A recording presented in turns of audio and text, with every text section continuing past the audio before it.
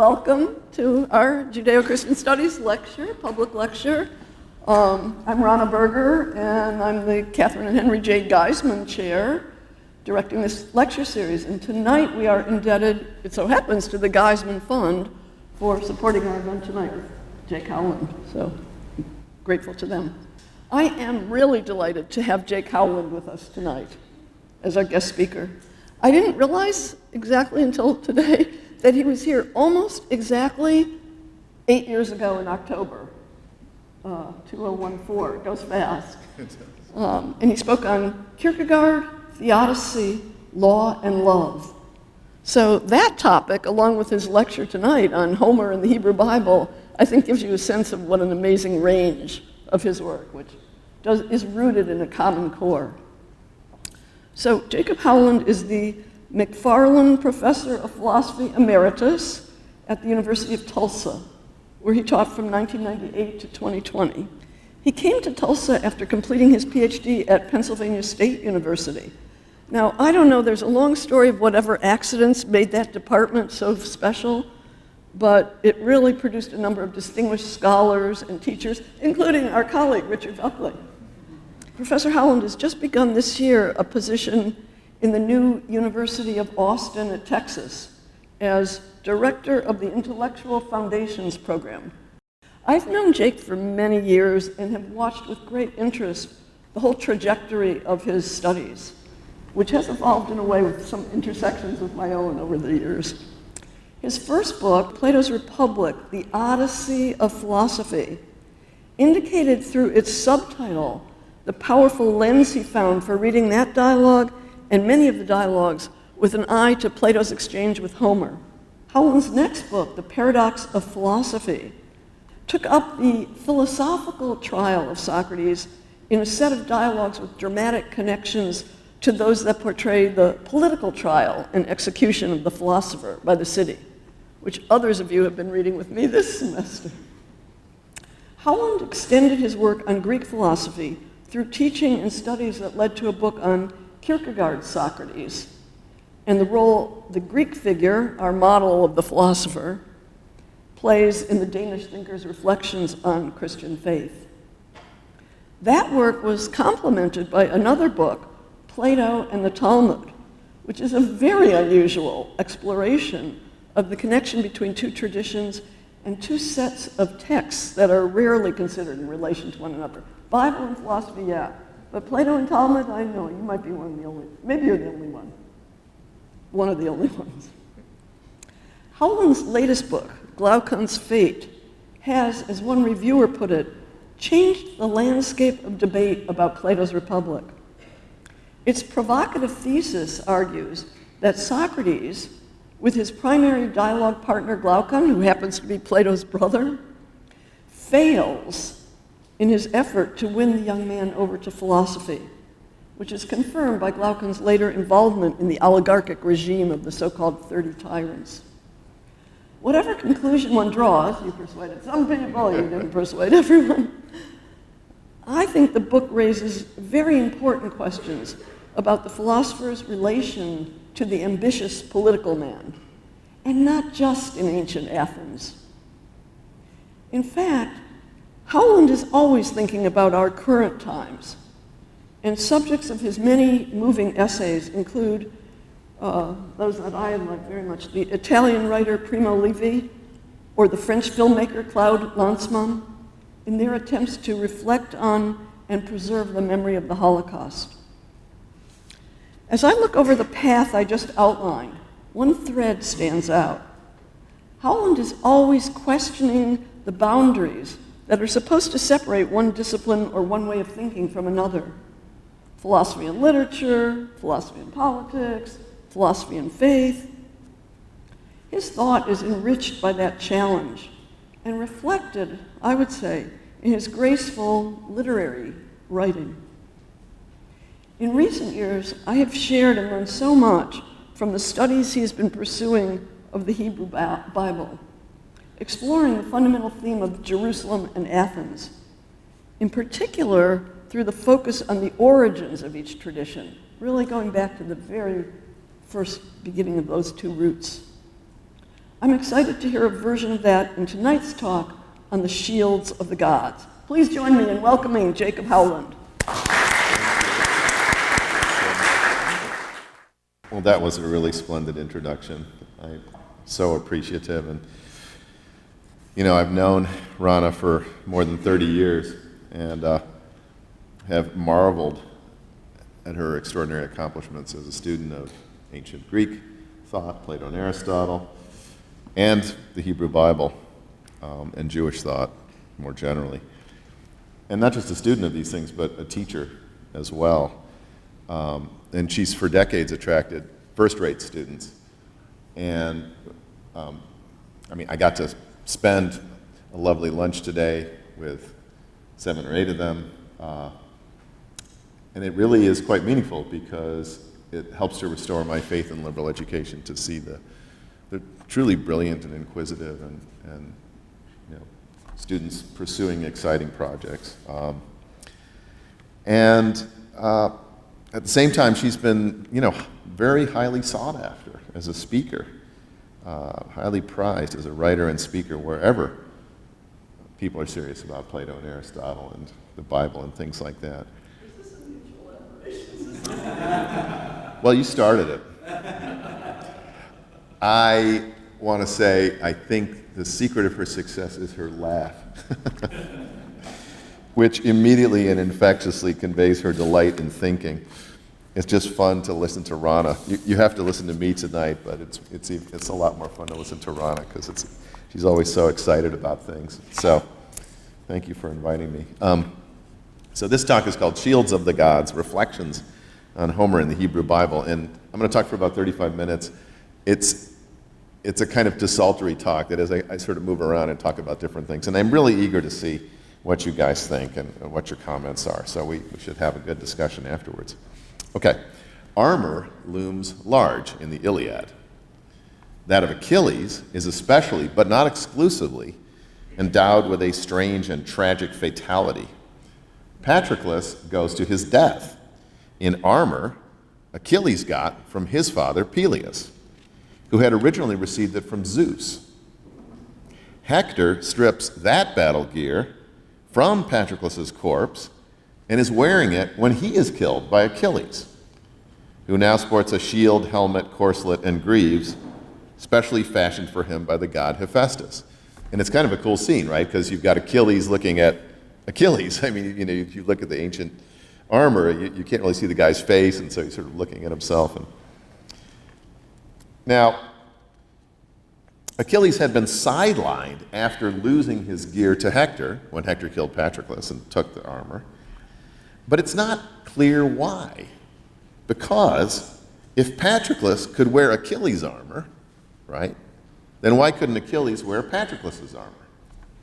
I don't know the answer to this question. Anyway, back to Hephaestus. There's only so much a god can do, right? So Hephaestus makes the new armor. Hephaestus' technical skill is unsurpassed. In fact, his handiwork includes the first humanoid robots in all of literature, a gaggle of, quote, living, breathing handmaids cast in gold. But even his divine art will fail to protect Achilles from the arrow that ultimately slays him. Later still, as the Odyssey relates, Achilles' armor indirectly plays a role in the death of another hero. Set as a prize after Achilles' death for the next best of the Achaeans, the armor, and here, by the way, we don't know whether it's the armor that Zeus fashioned for Patroclus that was given to Achilles, or the armor that Hephaestus fashioned. That's not made clear. That armor, anyway, should by all rights go to Ajax. It's instead awarded to Odysseus under suspicious circumstances. Ajax then dies in shame, apparently by suicide. And that's a story that Sophocles develops at length. In Sophocles' eponymous drama, the Ajax falls on the sword that Hector gave him after their inconclusive duel in Book 7 of the Iliad, while Hector dies strapped by Achilles to a chariot with the belt that Ajax gave him. And this, too, is tragic fatality. It's just as well, by the way, that Odysseus loses Achilles' armor. before he returns to confront the suitors that have invaded his home in Ithaca to court his wife, Penelope. Those brash young nobles would have killed him outright if he had appeared in battle garb rather than a beggar's rags. Now, Zeus remarks that Hector stripped Achilles' gear from Patroclus' corpse indecorously. This is my translation of ou kata kosmon, which I'll come back to. Noting that Hector will not live to return to Troy, the god nevertheless, quote, fitted the armor on Hector's flesh, end quote. A phrase that suggests that Hector is physically smaller than Achilles, who, by the way, is a man so big that he throws horses single-handedly onto Patroclus' funeral pyre. And what's more, the phrase suggests that he is now snugly encased in Achilles' fate, the common fate imposed by the heroic code, which leads the warrior inexorably toward his death. Ou kata kosmon literally means not according to cosmos. And the Iliad's heroes do strain against the cosmic order, which decrees that man, most agonized according to Zeus of all that breathe and crawl across the earth, must die. And we see this strain in Hector's longing for undying glory and his struggle against two contradictory fears, the fear of death and the fear of the shame of cowardice. We see it most vividly in Achilles' furious battle with a river that he has polluted with Trojan corpses. But the cosmos always prevails in the end. And when a warrior's soul flits down to Hades, it sloughs the hard triple-ply shell of body, bronze, and reputation that both protected and entrapped it. This Homeric background illuminates the meaning of David's victory over the Philistine Goliath, whose people came from Caphtor, possibly Minoan Crete, in which case his origins are Hellenic. Goliath's proposal of a duel of champions in place of pitched battle between armies is a standard feature of epic culture. We see it in the Iliad. And Robert Alter notes the Homeric enumeration, unusual for the Hebrew Bible, of the Philistines' armor and weapons. So the scripture reads, Goliath was his name, from Gath. His height was 6 cubits and a span. A bronze helmet he had on his head, and in armor of mail he was dressed. And the weight of the armor was 5,000 bronze shekels. And greaves of bronze were on his legs, and a spear of bronze between his shoulder blades. The shaft of his spear, like a weaver's beam, and the blade of his spear 600 iron shekels. Now, everything about Goliath is big and heavy, including his name. But David, who advances to meet the Philistine giant, armed only with sling and stone, is unknown even to Saul, who sends him off with a desperate wish. Saul says, go and may the Lord be with you, right? He thinks this guy's a goner. Saul, who seems to have been chosen by God to be king mostly because he was, quote, head and shoulders taller than all the people, end quote, is to that extent an Israelite Goliath. His armor surely doesn't fit David, but that's not the reason given for the lad's refusal to wear it. We are told only that David was, quote, unable to walk in it because he was unused to it. The Israelite walks without armor, trusting that, quote, the Lord who has rescued me from the lion and the bear will rescue me from the hands of this Philistine, end quote. In stripping himself of protections and standing naked, so to speak, before God, he displays the peculiar and endearing boldness of the Israelite hero, if that is the right word for one who breaks the Greek heroic mold. Consider Jacob at the Yabok River, raw with fear and guilt, as the brother he cheated of his birthright and blessing 20 years earlier approaches with a war party of 400 men. All night long, Jacob wrestles with a mysterious Ish, or man, just as he wrestled with Esau, his twin, in the darkness of Rebekah's womb.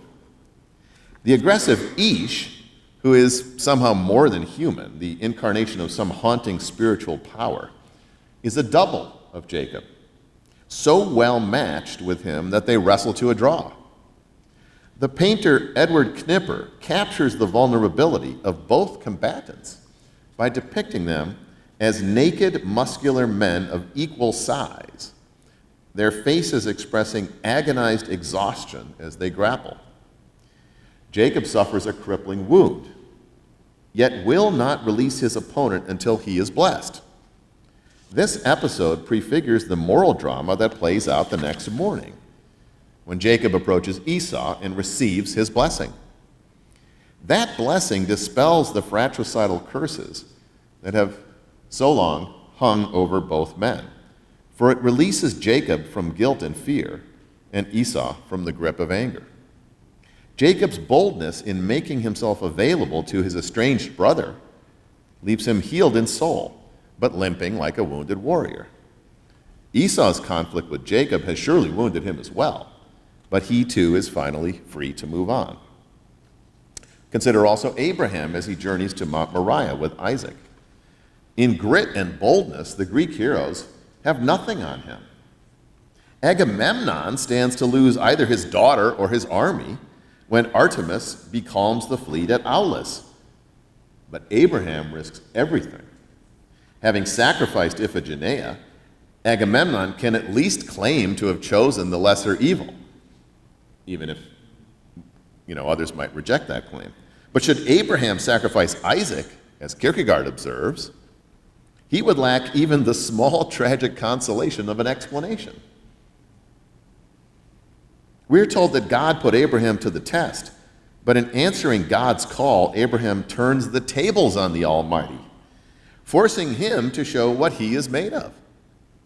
God passes this test in proving that he does not want child sacrifice, that he's not a pagan deity, and that he will keep his promise to Abraham. Together, Abraham and God turn a Greek tragedy into an Israelite triumph. Yet, it would be easy to overstate the difference between Greek and Israelite heroes. The Israelites are a shifty lot. Abraham twice passes Sarah off as his sister to save his skin. And Jacob employs disguise and trickery against his own family. As for David, his victory over Goliath demonstrates the inadequacy of heavy battle gear and heroic physical strength in the face of a certain kind of spiritual power. But what exactly is that power? The question is sharpened by the fact that David, like Odysseus, is a nobody, outis in Greek, of great cunning intelligence, metis. His cleverness in killing Goliath recalls that of Odysseus in blinding the Cyclops, a monster so enormous that he needs no armor. David smites Goliath in the middle of his forehead, where the Cyclops' eye is located on some Greek vases. Later, the wily lad takes refuge from Saul among the Philistines and pretends to be a drooling madman, just as Odysseus acts the part of a filthy tramp among the Trojans and the suitors. Being wise as serpents, both David and Odysseus are content to appear harmless as doves. That said, David's trust in God is truly remarkable. The story of David and Goliath is not the only place in the Bible where God may be said to exercise agency in and through the confidence human beings have that he is acting or will act on their behalf. And this is a point that Rana has made in other contexts. Saul and David, like Agamemnon and Achilles, are real men engaged in high-stakes conflict. But some men are more real than others. The first Israelite king and the Achaean commander-in-chief are weak and pusillanimous, and in Saul's case, paranoid. And their relationships with their leading warriors are charged with political and sexual rivalry.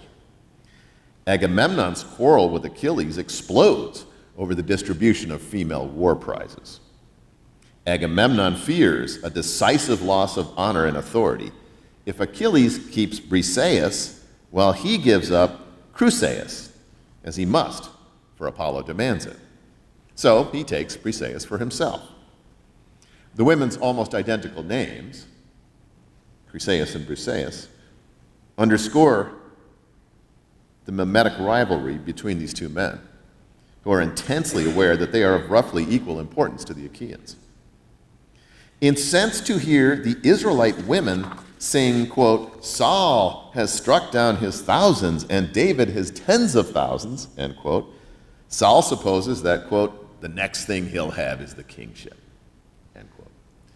Like Agamemnon, he only makes things worse for himself in attempting to assert his dominance over his best warrior.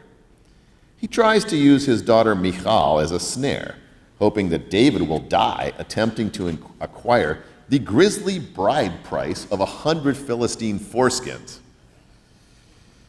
But David's delivery of 200 foreskins raises Saul's bet in a way that only increases his renown. On at least one Greek vase, the large, sharp stake that Odysseus drives into the Cyclops' eye is depicted as a massive phallus. David similarly shows Saul what he showed Goliath. He is the bigger man. David's magnanimity frees him from the bonds that constrain, the armor that binds lesser men. This is not the case with Achilles. When the Achaeans are routed without their champion, Agamemnon sends ambassadors promising gifts, if only he will return to the field. Achilles refuses their offer, and in a moment of philosophical detachment tells the emissaries that, quote, the same honor waits for the coward and the brave. They both go down to death, end quote. It is astonishing to hear this outright rejection of the heroic code coming from the mouth of the Iliad's greatest hero. Yet Achilles is ultimately mastered by that code, by his indignation at being publicly humiliated and his longing for revenge.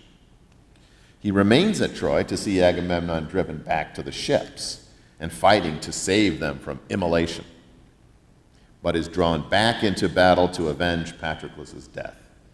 Far from laying aside his armor for good, he ends up with an extra set.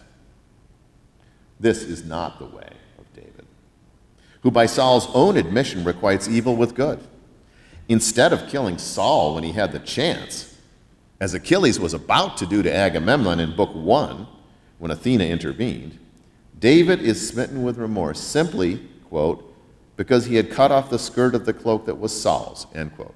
For the king was, after all, quote, the Lord's anointed, end quote. Like Homer's heroes, David is attracted by the rewards and honors offered to the man who strikes down the Philistine. And he takes the massive head and armor of Goliath as trophies, arresting symbols of his prowess. But David's trust in God and religious awe free him from the shame, vengefulness, and paranoia that trap less capacious and confident souls. As he says in 2 Samuel, God is his shield. In a larger sense, the Hebrew Bible is itself God's shield, extending its protections not just to Israel, God's covenanted people, but to an entire civilization. The Bible taught our ancestors, Jewish and Christian alike, about the primary human communities, starting with the couple and the family, and the labor required of men and women to sustain them. It acquainted them with the depredations of tyranny and the indispensability of liberty and justice, and it furnished models of good and bad leaders and citizens. It helped them to appreciate the importance of memory and the continuity of the generations.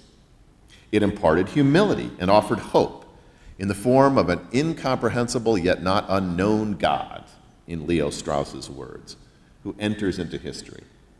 And it gave the West a common language capable of articulating the mysterious meaning and moral drama of human life. The Iliad, too, is a shield that protects its readers in multiple ways. It transmits vital information for Hellenic peoples. For example, about rituals of purification and sacrifice, burial practices, protocols of public debate, and the logic and conduct of duels. It spells out cultural codes and implicitly offers guidelines to carry on. More broadly, it lays bare, for reflection, fundamental tensions and conflicts at the heart, not only of Mycenaean civilization, but of every human society. But while the God of the Bible is a radiant and sacred center around which a people takes shape, and in whose light it conceives its highest purpose, the Olympians of the Iliad are peripheral. They coalesce around the spectacle of human beings engaged in a great war, which occupies their almost undivided attention. Their petty rivalries and vengeful amusements are no more than comic imitations of tragic human realities. And they too are anti-cosmic, for they thrive on chaos. The gods are filled with bliss when Achilles returns to slaughter Trojans and hunt Hector. As the world quakes and Hades, lord of the dead, fears the earth will crack open, exposing the moldering corpses within, a revelation of the underlying horror of human existence that must at all costs be forestalled, Apollo and Athena take the form of vultures, observing the battlefield from an oak tree. Nourished by bloodshed and human suffering, the parasitic gods seem to grow bigger. When Athena lays out Ares with a stone, he stretches 7 pelethra, 700 feet. The Olympians are said to dine on ambrosia, literally immortal stuff. But Homer reveals the truth, that we mortals are the real food of the gods. What a contrast to the God who miraculously feeds the Israelites with manna, and to Jesus, whose body and blood is consumed by the faithful in the form of transubstantiated bread and wine. In general, the Olympians come second even among the immortals. The most powerful deity in the Iliad is neither heavenly nor chthonic, but a sea goddess. Thetis, mother of Achilles and daughter of Proteus, the old man of the sea, from Protean to be first, is as nurturing as the Olympians are predatory. Zeus cautiously married Thetis off against her will to Peleus because an oracle declared that if she wedded an immortal, their son would overthrow him, Zeus. But this involuntary wife gladly extends motherly protections to others. Thetos, in Greek, means adopted.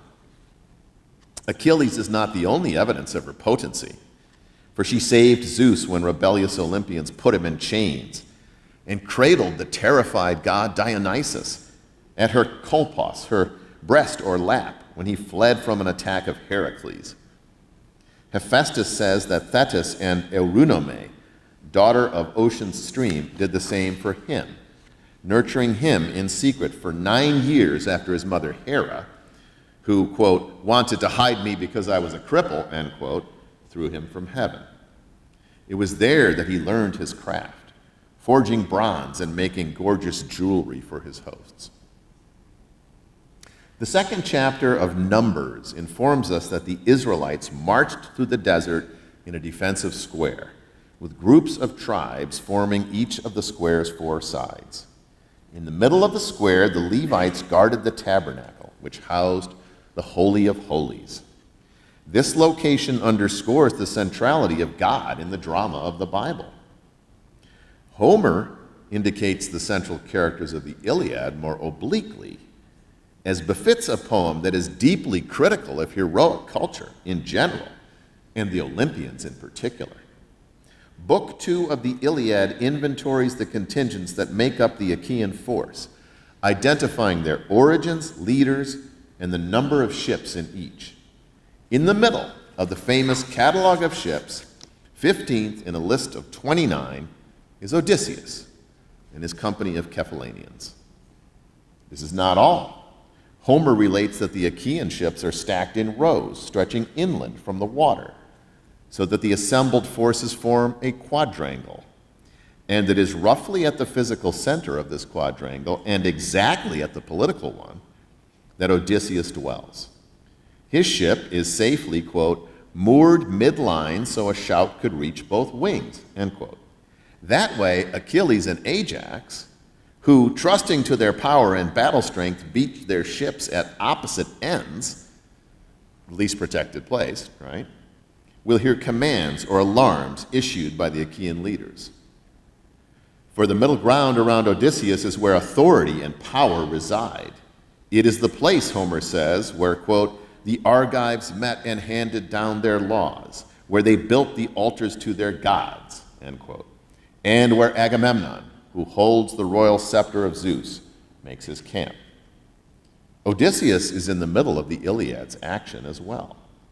Before the war, we are told he accompanied Menelaus to Troy to seek Helen's return, and later went to Phthia to recruit Achilles and Patroclus for Agamemnon's expedition. When Apollo compels Agamemnon to return Chryseis to her father, it is Odysseus who captains the ship. When the troops are on the verge of fleeing from Troy, it is Odysseus who holds them back and who quells an incipient rebellion by beating the rabble-rouser Thersites with Agamemnon's studded scepter. When Agamemnon tries to make peace with Achilles, it is Odysseus who leads the embassy to him. When Diomedes undertakes a daring night raid, it is Odysseus he chooses to accompany him. And we learn in the Odyssey that it was Odysseus who led the Achaeans when they infiltrated Troy in the belly of the wooden horse. What are we to make of these facts? Whatever else the somewhat inconspicuous centrality of Odysseus in the Iliad might signify, it suggests that he exemplifies the best that human beings can do in the absence of anything like the God of the Bible. For in the Homeric epics, there is no transcendent being to which human existence may be ordered, no revealed way of life that commands total devotion, no God that is worthy of unconditional love. Odysseus responds to this situation with a kind of prudent detachment. Like David, but in his own way, he breaks the heroic mold. He is in, but not entirely of, the heroic world. While he energetically supports the common good at Troy, he always holds something in reserve. Unlike the other great Achaean warriors, he is not governed by extreme concern with how he is seen by his peers. Not wanting to be considered a coward, even the wily Diomedes, the hero whose name is Zeus counseled, a double of Odysseus, whose fiery soul Dante imagines to be entwined with his in hell, at one point refuses to flee from Hector. He calls to Odysseus for help, but the man does not hear him as he is sprinting back to the safety of the ships. In the Odyssey, Athena transforms Odysseus into a wrinkled, bald beggar in filthy tatters, to all appearances a low slave to his belly who grovels for scraps of food. One cannot imagine any other Homeric hero voluntarily submitting to this indignity. This brings us to the shield of Achilles, formed at Thetis' request by Hephaestus, a god who at first seems to limp at the margins of the epic's action. Introduced at the end of Book 1, the Iliad, he elicits laughter from the other Olympians as he bustles about filling their cups. Only later, when we encounter his awesome handiwork, does his greatness of soul, his unique combination of courage, kindness, perseverance, capacious understanding, and artistic excellence begin to dawn on us readers. The shield's magnificent surface is a microcosm that includes the earth, sky, sun, moon, and the constellations. The great might of river ocean runs around its outer rim. It is also a poem in hammered metal that somehow flows with unfolding action, including ambushes and counterattacks by the defenders of a city, like Troy, and an army of invaders, like the Achaeans. Mostly, however, Hephaestus depicts everyday activities and delights. Brides being led forth in their wedding gowns, people singing and feasting and streaming into the marketplace to watch judges hear a dispute, plowmen turning rich earth and pausing for a drink of honeyed wine, a king rejoicing as laborers harvest ripe grain, girls and boys picking grapes and dancing, a lion attacking cattle. Achilles' shield is a cosmic counterpoint to the anti-cosmic action of the epic as a whole. While the Iliad is an almost unremitting record of violence, death, and suffering, the shield depicts the fruits of peaceful political order of which God, too, repeatedly reminds the Israelites: the enjoyment of nature's bounty, the goodness of work, and the pleasures of leisure. It celebrates the cosmos against which the warrior who bears it will die struggling. Perhaps this is why Hephaestus puts no identifiable heroes on the shield, and only two gods, Ares and Athena, enemies in the Iliad, but here allies who lead the besieged city's soldiers into battle. In Hephaestus' depiction, however, these gods are curiously flat and wooden, resembling totems rather than living deities. Indeed, Homer writes that they were like gods. Quote, both gold, and they wore gold clothing, beautiful and big in their armor, and like gods, conspicuous on both sides, and the people beneath them were little. End quote. But it is in connection with Hephaestus' shield that we encounter a striking point of contact with the Bible. The shield inspires the kind of numinous fear one associates with the presence of the biblical God, whose face no man can look upon and live. When Thetis lays the brilliant burnished armor at Achilles' feet, his myrmidons are, quote, seized with trembling, and not one dared to look into the glare, end quote. But Achilles does look, and so in his last moments does Hector, Holder in English, who finally succumbs to the contradictions of the civilization he helps to support. Hector at first flees in terror from Achilles, but Athena gets him to stop and face his pursuer. She does so by taking the form and voice of his brother, Deiphobos, whose name is Fear of God. Come, let us stand firm and together ward him off, Athena tells him. But when Hector calls for a spear, his brother has vanished. The fear of God, all fear in fact, leaves him then as well. Now I meet my doom, he cries. Let me die not without glory, without a struggle. He charges, sword in hand, and Achilles, quote, his beautiful and well-wrought shield covering his chest, end quote, rushes forward and spears him through the neck. At the point of death, in a moment of tragic recognition, Hector sees the image of the cosmos from which the Myrmidons had averted their eyes. That ultimate reality, Homer seems to say, the decorously ordered whole, flowing in the rhythms of nature and human existence, endures, even when the gods have departed. Hephaestus is as central to, but detached from, the community of gods, as Odysseus is in that of the Achaean warriors. It is tempting to see him as a reflection of Homer, and in particular of Homer's character as an artist and the human meaning of his art. For Hephaestus stands to the shield, which is a kind of poem, as Homer stands to the Iliad, which is a kind of shield. Burly, sweaty, grimy with soot, and lame, Hephaestus, moving swiftly on his spindly legs, is endearingly portrayed as a defective god of great humanity. Thetis comes to Hephaestus in anguish, weeping for Achilles' grief at the loss of Patroclus, and from her own sorrow at her son's imminent death. She is greeted by Charis, the Grace, whose very name is grace, meaning both delight and gratitude, a fitting spouse for the faithful Hephaestus, hard at work over his anvil. The other Olympians are, by comparison, unemployed. The smith god welcomes Thetis warmly, grateful for the chance to repay her kindness. His magnanimity is matched only by his loyalty and courage. He had previously defended Hera against Zeus, something the other gods shrink from doing, even in concert in the Iliad. On that occasion, Zeus grabbed him by the foot and hurled him out of heaven. He landed in Lemnos, where mortals cared for him and restored his spirits. Did that fall make him lame, or was he so already? Did Hera throw him down before he stood up for her, or after? We do not know the answers to these questions, but it is clear that Hephaestus was rejected, orphaned, by both of his parents. Yet he alone among the Olympians repays bad with good and malice with kindness, as David did with Saul.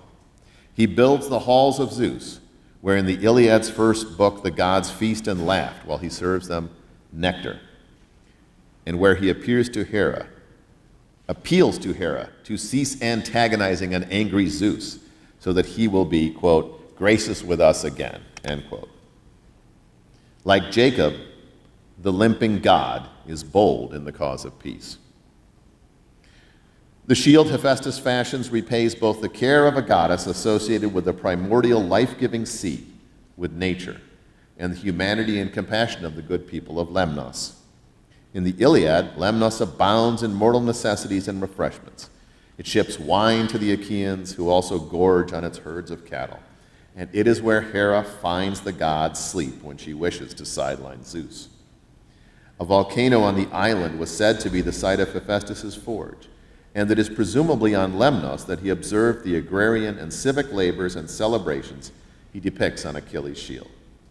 Hephaestus laments that he cannot hide Achilles from death, but he says he can make him armor that, quote, anyone among the multitude of human beings will marvel at in time to come, end quote.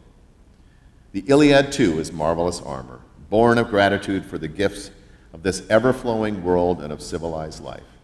It is powerless to forestall the tragic human suffering that is somehow woven into the fabric of the cosmos, which, outside of the biblical tradition, is all there is. Yet the Iliad works to reconcile us with our suffering by displaying the beauty and goodness of nature, the ordinary decency and rare nobility of human beings, and the precious moments of conviviality and joy that, in spite of everything, make life worth living. If the message of this great epic had to be summarized in a single word, it would be Hephaestus' encouragement to Thetis, Tharse, take heart. Thank you.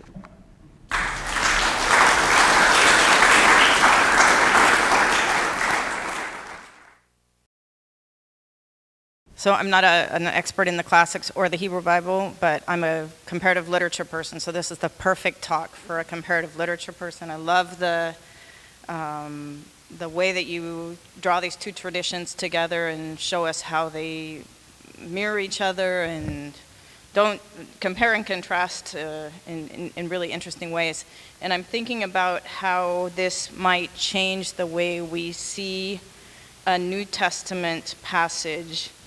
I'm thinking about Ephesians 6, in which Paul, who of course was Saul and was a very learned Jew, says, stand firm then with the belt of truth buckled around your waist, with the breastplate of righteousness in place, and with your feet fitted with the readiness that comes from the gospel of peace. In addition to all this, take up the shield of faith with which you can extinguish all the flaming arrows of the evil one. Take the helmet of salvation and the sword of the Spirit, which is the word of God. So I'm wondering if you think that means Paul, rather than this being sort of a new idea, Paul is perhaps citing both the Hebrew Bible and the Greek tradition, Roman Greek tradition, or if you think this is, is this just Christian spin or? No, I think, well, first let me say thank you for sharing that passage. And it's in Ephesians, where is it in Ephesians? Ephesians 6. I need to make a note. I think the Jews, right, I mean, you have this character of Goliath, Goliath, this huge dude, right? And he's clearly a Greek type guy, an ancient hero type. And so the Hebrew Bible is using that, and I hope I've suggested here, suggesting a very different conception of armor and the hero. And it looks to me like what Paul is doing is drawing exactly on this kind of trope, and therefore referring, as you suggest, both to the Hebrew Bible, right, because this stuff about your shield is faith and all this kind of stuff, and therefore indirectly to the Greek tradition, the Homeric tradition, from which the strength of this image, is drawn. And of course, it's really very paradoxical, because it's lunacy for this kid this boy to go out with a stone and a sling. He's got a staff too. I didn't mention. Okay, great. We'll give him the staff. That's going to be really good against Goliath. Just like bang, bang. I mean, it's nuts, right? And yet, this is what one is asked to embrace and accept. And again, what's so interesting is that it's very hard to separate. That's why this part where I mentioned, like, what's this? What is this spiritual strength? What is this? Is it God protected David? Is it David's belief in God that protected him? And can you actually tell the difference? This gets into a very interesting discussion, by the way, which is, what is, if you like, a miracle, right? Like, what's a miracle?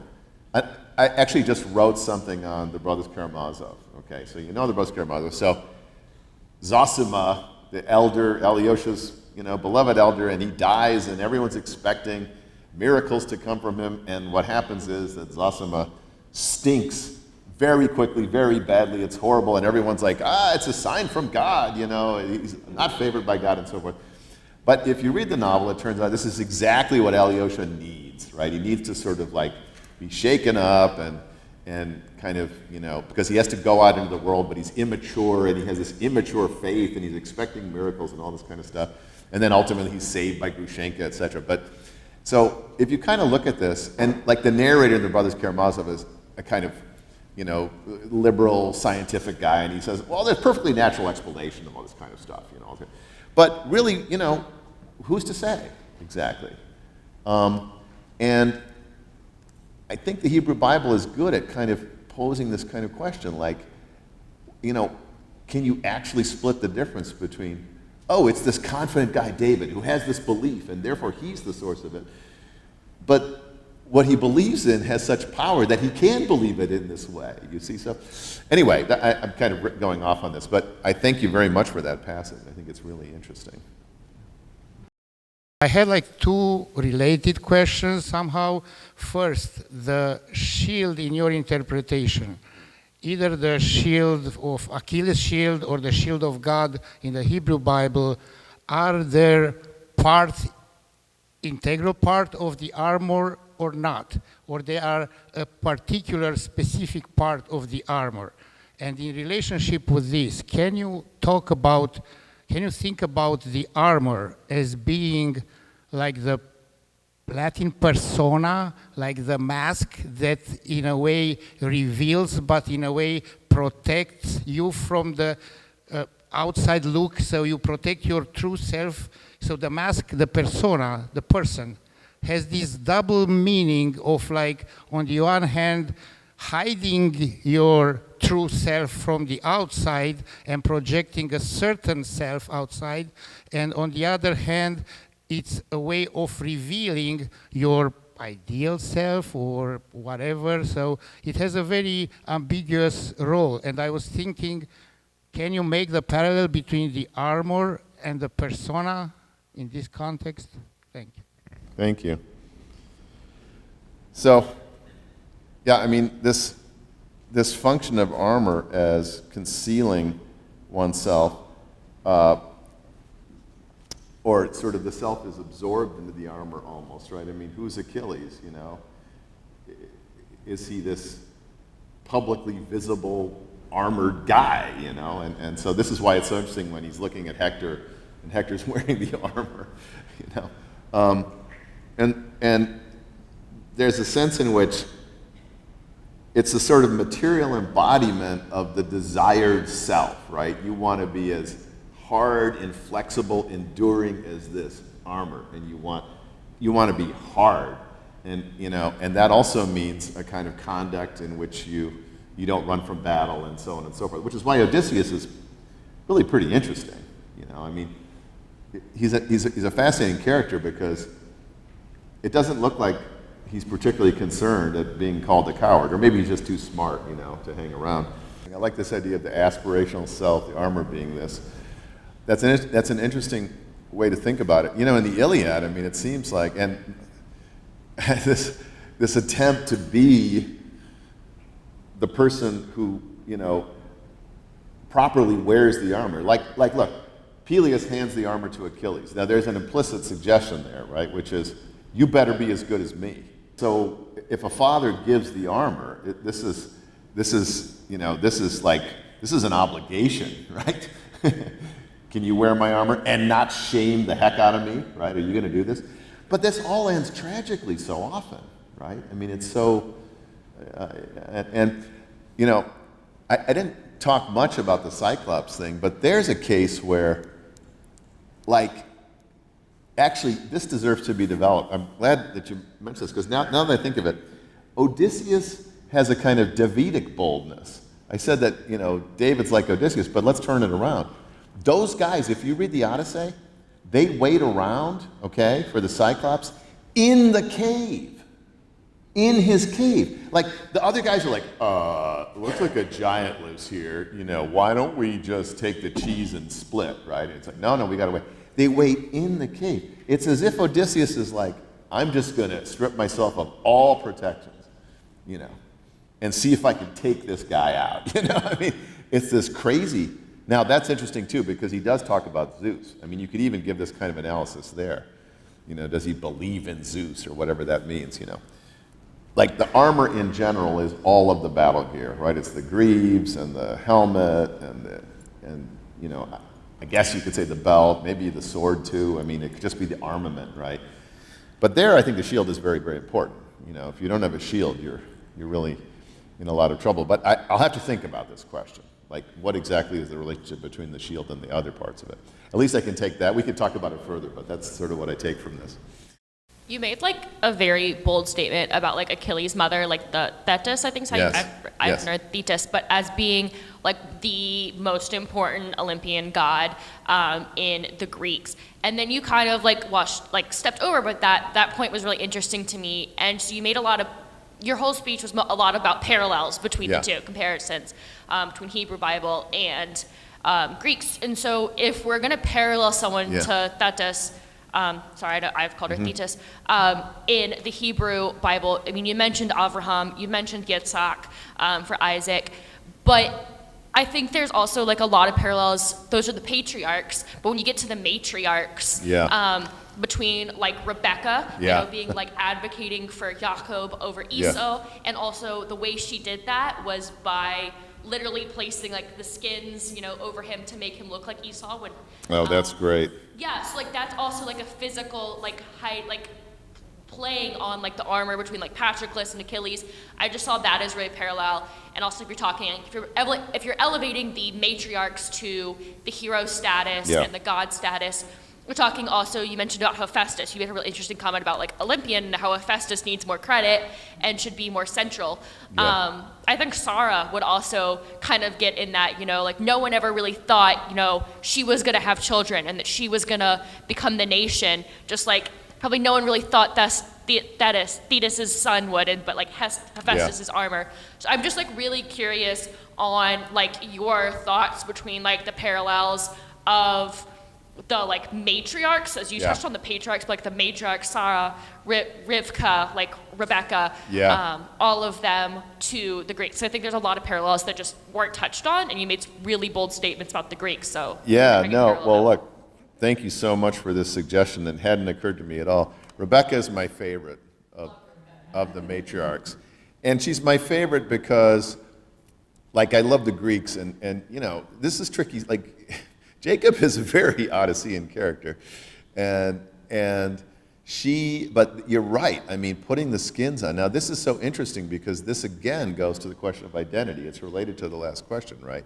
Because, who are you? Well, now this is not a physical protection, but it is a way of passing yourself off as somebody that you're not. So it is a kind of shell that can be then removed, right?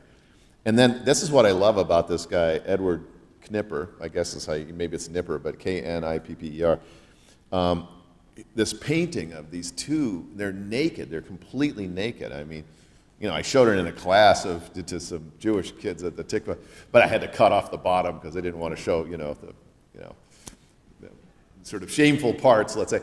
So there we have Jacob, right, he's not wearing any animal skins or anything. Now it's just the guy, right? He's totally vulnerable. So I think that's really, really interesting. So she would be a kind of, like that alone connects her with Achilles' mother, I think, in some ways. And there's also a kind of, I don't know, it'd be interesting to think about sort of the tragic elements, because, like he goes off and she knows, I'm never going to see this guy again. Like, he's not coming back, right? I mean, she says something like, well, go away till your brother calms down or something, but she knows what's going on, and she's complicit. And by the way, the whole, like, there has to have been a lot of tension in the household after all those incidents. So thank you for this. It's something I definitely want to think more about. I think it's a very interesting connection. When you were running down the list of the various similarities, the conspicuous similarities between the Homeric writings and the Hebrew Bibles, there was one that I was waiting for, that I anticipated, that didn't show up, which was the end of Genesis and the end of the Iliad. And yeah, okay, that's great. Yeah, what I was sort of thinking about was, right, you have the profound reconciliation scenes, one between Achilles and King Priam, the other one between Joseph and his brothers, the similarities and differences between these things, and then also they both end in a funeral, right? Yes, one right. is with Hector, who's burned, and then with Joseph, who's embalmed and buried. And I just wasn't sure if you had any sense of, sort of how these. I mean, this again struck me as a very conspicuous similarity. Mm-hmm. The strangeness of the on a sort of first pass thinking about this, right? The strangeness of the end of the Iliad is that we know the funeral is being conducted and the war will continue shortly thereafter, right? Yes. So if we're thinking about something like the nerve of the Homeric sort of picture of things, right? We have like take heart, but nonetheless the war will go on, right? It will come back, it will rage again, it will be ever, just as strong as it was before. And something different seems to be after the end of Genesis, right? There's the reconciliation that happens there between Joseph and his brothers seems lasting. It seems substantial in some kind of way. But then again, it's between brothers and not between warring enemies. So I don't know, I throw this out as something that occurred to me that I sort of like was waiting for, but I wasn't sure if you had any immediate thoughts on this. Yeah, no, this is another great parallel. So, I mean, that reconciliation, of course, is crucial. Then we have the funerals, and that is another point. Of course, the funerals, they, like the Egyptians march them up back to the Promised Land to bury Jacob, but then, I guess, Alter suggests anyway, to make sure that they all come back to Egypt, So there's a kind of, and then we have the captivity, right? It's the very next thing. So I don't know if that's it's a longer scale thing, right? But there's anyone who then reads the very next chapter of the Bible, right, Exodus 1, knows that there's like bad stuff going to happen and so forth. So, but when you note these kinds of things, you start to wonder how much awareness there was between these cultures, and I think the answer is a lot more than we know, because just the connections between motifs, material things, it's really quite striking. And I think there's a lot, I mean, it's clear from the questions that we've just had today that there's a lot more work to be done on kind of thinking through how, like on the hypothesis that, that somehow the Greeks in the Bible are sort of playing off against, like the Iliad of the Bible or the Odyssey of the Bible are playing off against each other. At least, even if there's no way to historically or empirically show that and have any proof of any sort, it's a very interesting sort of hypothesis, because it allows you to see how these traditions sort of are both parallel and distinguishing themselves from each other. And I think there's a lot to be learned there. Or at least I hope to have suggested a little bit of that today. In the end of Genesis, what's so interesting is Joseph, who's the only one who has never had any personal encounter with God, comes up with this idea that you brothers, you meant evil to me, but God was using you for his overall plot and purpose. And so he could, I don't know if it's just rhetoric, but he's reconciling with them through that, taking off responsibility from the human agents and imagining that there's a divine plot at work, which kind of fills the plot of the story. And I wonder, and now I'm thinking for the first time how much that might be also going on at the end of the Iliad, that this recognition of humanity, right? Achilles, my father thinking of me, and recognizing Priam's loss of his son, that somehow everything has been fated, right? We know that Achilles was fated to kill Hector. And somehow that recognition of something like fate in the case of the Iliad and God's plot or plan working behind the backs of human beings has this reconciling function, it looks like, in the two works. Yeah, although very fate, similar. Although, fate is in the Iliad. I mean, Zeus is like, like there's a scene where, who's the guy that is about to be killed? Zeus's favorite son there, Sarpedon, thank you, yeah. And Zeus is like, geez, this is bumming me out. Should I intervene? Now it's not Zeus's plan, right? It's not Zeus's plan. That's the point I'm making. But Joseph says this is God's plan. And so there's a sense in which, so this is a real sort of disanalogy, right? And then you get situations where Zeus has to think about, well, should I do it? Okay, no, it's not a good idea. So this is a more tragic thing. It's interesting that Joseph says that. In a way, it's a kind of gift to his brothers, right? It's like, don't be, it's all right, it's okay. Although he did have to twist the knife a little bit with, his behavior to them and the stolen cup and all this kind of stuff. And this really is a huge difference. God, the notion that God acts in history, there's just nothing like that whatsoever, it seems to me. No fate above and beyond the plans of the individual Olympians? Yeah, no. Well, there's some kind of fate, which Zeus is not in control of, right? But what is it, right? Is it like, what's the meaning of that fate? Your depiction of Odysseus as the best that you can be in the kind of Homeric world, given the kind of absence of the gods or something, was super interesting. And it makes me wonder, what would then be the end of the Odyssey? What would be revealed there, right? Where there's no reconciliation at all. Odysseus comes back, he slaughters the suitors. The women that they've been sleeping with are all mercilessly killed, and then he and his son and father wage a war against everybody, and they have to reestablish order. What would that seems like another obvious comparison. It's extremely human. There's no mitigation of human agency really at all. It's all completely there in the bloodiest possible way. That seems like an important comparison between the ending of the other two, right? Yeah, that's. It's such a strange ending, and I've always thought the end of the Odyssey is really bleak, really bleak. Because you talk about a Deus ex machina ending, right? Yeah. It's and then Athena handed down pacts, or Zeus or Athena handed down pacts of peace forever. Really? That doesn't make any sense. And you're right, he would have killed everyone, But going back to this fate mitigates human responsibility, it's interesting. There's a part where I guess Zeus talks to the horses at some point. He says, I'm so sorry, that these mortals have to die. And there's this whole kind of,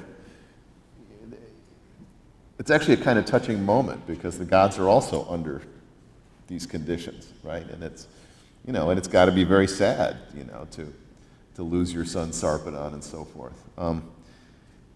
Now, but I'm also thinking, right, I like the idea that the fate mitigates human responsibility, and that's a sort of a comfort, right?